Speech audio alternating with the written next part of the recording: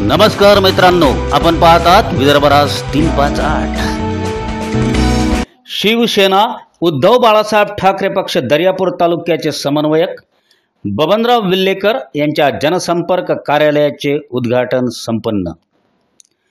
विदर्भराज 358 ground report.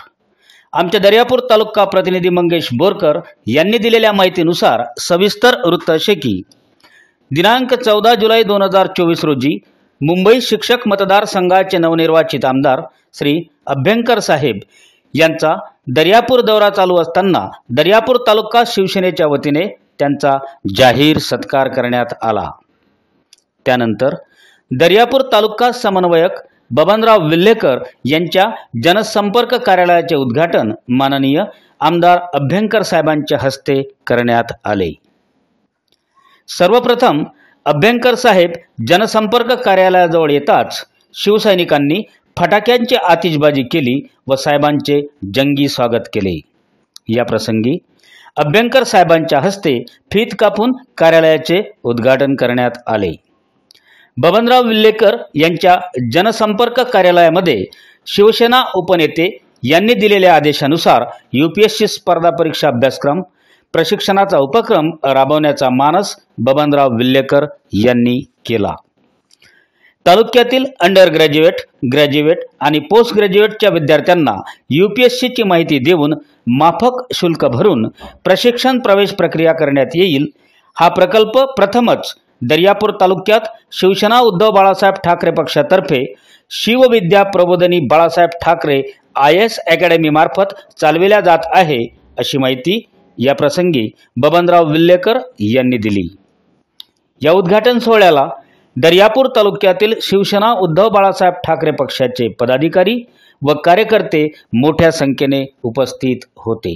Babanrao, मला सांगा, तुम्ही हे जनसंपर्क कार्यालय उघडलं, या जनसंपर्क कार्यालय उघडण्याचा तुमचा हेतू काय आहे? सर्वप्रथम आषाढी एकादशीच्या तमाम हिंदू बांधव भगिनींना हार्दिक शुभेच्छा। ऑफिस उघडण्याचा महत्त्वाचा हेतू असा आहे,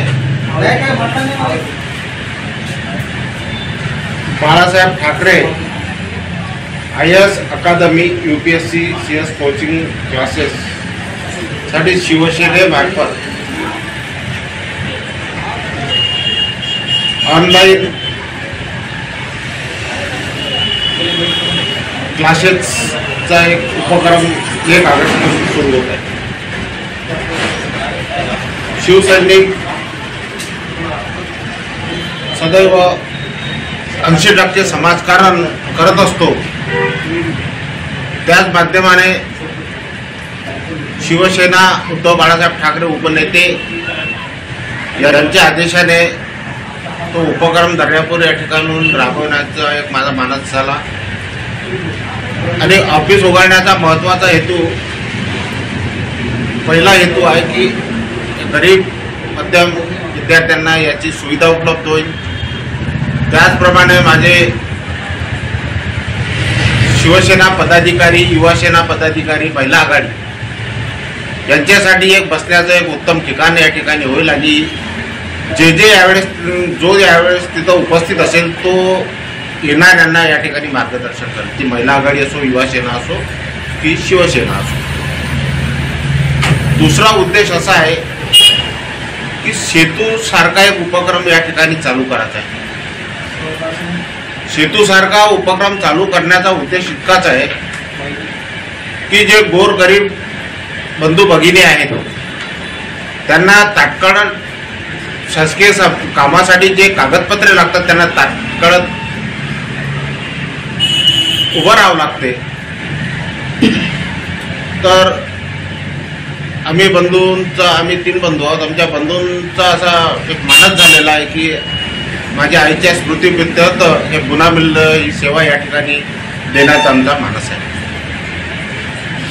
तुम्ही जे जनसंपर्क कार्यालय उघडलं आहे हे आता काही महिन्यापुरतच आहे की हे तुम्ही नेहमीसाठी चालू ठेवणार आहे? तर हे सतत चालूच राहणार आहे।